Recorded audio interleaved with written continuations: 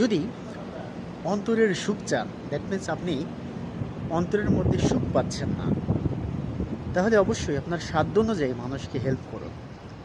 That means কিছু টাকা আপনি দান করুন।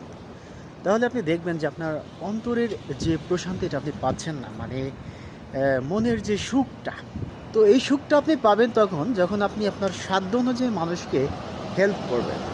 আপনার যতটুকু সাধ্য আছে আপনি অতটুকু মানুষকে হেল্প করুন। দেখবেন মনের যে শান্তিটা, যে তৃপ্তিটা, এটা আপনি পেয়ে যাবেন।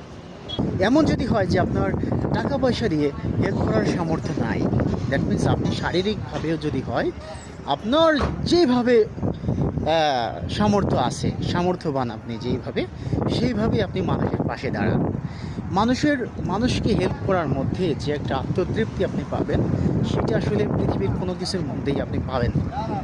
হ্যাঁ, আপনি একজন মানুষের উপকারে আসবেন, হ্যাঁ, আপনাকে দ্বারা কেউ উপকৃত হবে, এই ধরনের কাজ আপনি করেন, আপনি অবশ্যই মানসিক প্রশান্তি আপনি বোধ করবেন।